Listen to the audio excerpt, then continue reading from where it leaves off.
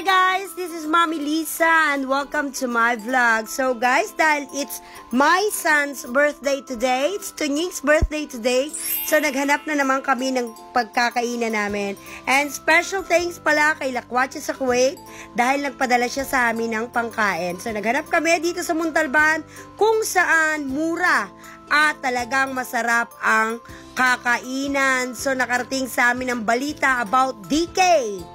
So, ayan guys, marami silang pagpipiliin.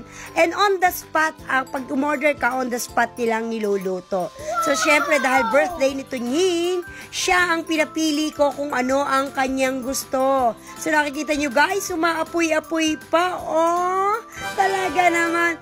So, nandito na kami ngayon sa may counter at sinasabi na nga ni Antonino kung ano ang kanyang mga order. At hulaan nyo guys, kung magkano lang ang aming nagastos. It's 750! Guys, 750 lang talaga yan. Busog na kaming apat. At, syempre, ipapakita ko rin sa inyo kung ano ang aming mga in-order. So, ayan, nag-aantay na kami. At, syempre, binivideo muna ni Riba para makita nyo talagang ginagawa nila. Talagang fresh.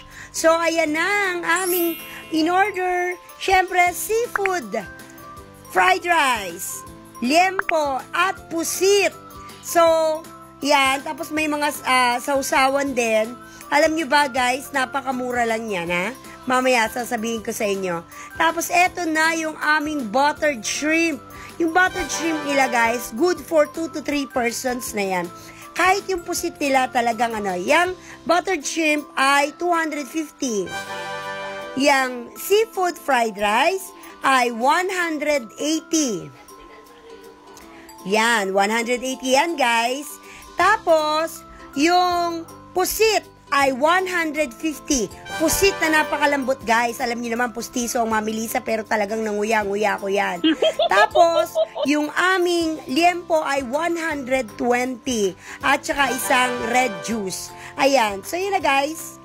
750 lang lahat yan, pero kinulangan pa kami ng chow fan, kaya umorder pa uli kami ng 2 chow fan na 40 pesos. Thumbs up para dito sa DK, dito lang sa may suburban Montalban, Rizal. Yay!